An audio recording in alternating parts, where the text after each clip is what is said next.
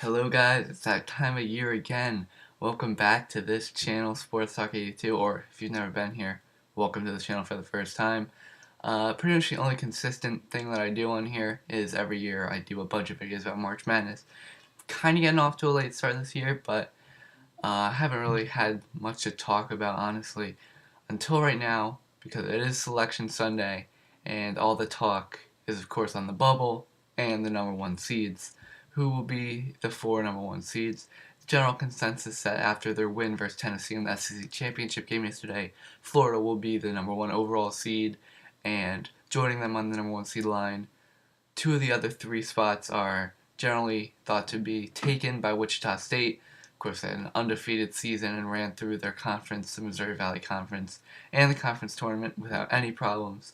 And also Arizona, who had a very good season. Even though they lost to UCLA in the Pac-12 championship game yesterday, they're still thought to be safe at the number one seed line. So that leaves one more spot, and it could be one of a few teams. Michigan, we all know that they're the favorite right now because the almighty Joe Lunardi has them as his fourth number one seed. But there's a bunch of other players too, including Virginia, Duke, Villanova, Louisville. I'll just be going through Michigan, Duke, Villanova, and Virginia in this video. And I think that you're going to see why Joe Lunardi is right. And we're going to start this off with a look at Virginia and their schedule and what games they've played and what games they've won. Let's get on to that right now. Right now, what you're looking at is a general overview of Virginia's year on the top. You can see their strength of schedule, 28 in the conference, 35 non-conference. And you can see that one of the glaring things to me is that they didn't win a non-conference game on the road, which is, of course, a red flag. And also, right when you look at this, record versus teams ranked in the RPI top 50 is 4-4. The losses aren't particularly bad. I mean, Wisconsin's a great team. Duke's a great team. Tennessee is a team that you have to beat if you're Virginia. And other than that, I mean, only 4 wins against RPI top 50, and they did have chances. Also, real quick, they don't have a signature win. I mean, Syracuse used to be a signature win, but now since they've plummeted, that's looking worse and worse by the day. So no really good wins either. So that's why they're getting left off the top line from me. Now, Villanova was a very interesting choice. They were thought to be the number 1 seed earlier on in the week, and then they lost to Seton Hall in the Big East tournament. So let's just take a look at them real quick. As you can see, versus RPI top 50, they're 6-3. Only one good signature win in the RPI top 35.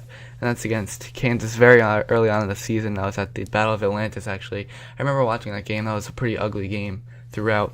Their losses are where they had a chance to really cement themselves as the number 1 seed versus Creighton, who's RPI ranked 10 twice, and Syracuse once. If they got one of those wins, I think that they might have been able to make a case because they have a great record. And as you can see, they never slipped up against a team 51 through 100. But I don't think they have the amount of quality wins that Michigan has when we take a look at them. So unfortunately, they're out of the running. I think Duke is the team that makes the most compelling argument for the 4th number 1 seed, especially if they beat Virginia today. As you can see here, 6 wins versus RPI top 50 teams, and they're all good. Michigan, Virginia, UCLA at a neutral site, Syracuse, North Carolina, Pittsburgh. But as you can see, those are all home, and all their losses are neutral or away.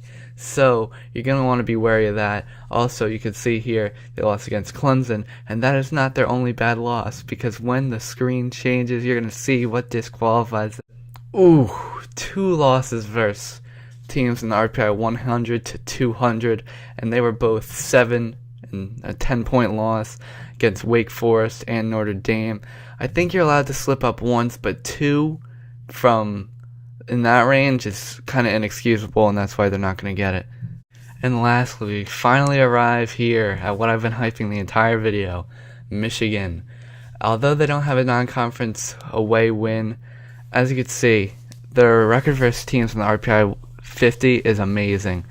They beat Wisconsin, Michigan State twice, Ohio State twice, Nebraska twice, Minnesota twice isn't as good. Stanford they beat on a neutral court, and their losses are some of the best losses you can have against Arizona by 2 points, Wisconsin, Duke, Iowa State. They're all really good teams that they lost to, and I think that's why they're going to get it. I mean, when you could sweep Michigan State, Ohio State, Nebraska's really good this year, get a win on the road against Wisconsin, I think that is about as good as a resume is going to get, which is why I have them as my fourth number one seed. Now, some of you Duke fans might see this screen and be like, "Hey, they have lost against Charlotte, who's in the RPI top 100." And what I have to say to that is that it was a neutral game really early on in the season. They lost by 2 points, and Duke had two of those such losses. So I think it's easier to excuse one from Michigan than two from Duke. Of course, that's just my opinion, and of course, if you're a fan of one of these teams, you're going to obviously think that they should be in. Just using the eye test, I think Duke and Jabari Parker are going to make a lot of noise in this tournament, as well as Louisville, who I don't have on here because general consensus that they're not going to get the number one seed, but I think they might deserve it, and they also might make a far run. But as of right now, gotta go with Michigan. Now, if they lose the Big Ten title game today, I don't think it makes as much of a difference, especially if it's close, because committee doesn't really take these games into account because they're so late and they're like just about to make their choice. So I think there's that. But if Michigan gets blown out in their title game and Duke wins, they beat Virginia, I think you definitely gotta go with Duke, especially if Michigan loses by like 15 points and Duke wins by like 15 points, I'd say you go Duke. But as of right now, I don't think that's going to happen, and I do think that Michigan will get the fourth number one seed. Of course, it's just my opinion. If you think I'm wrong, tell me why in the comments, and happy Selection Sunday. Peace out.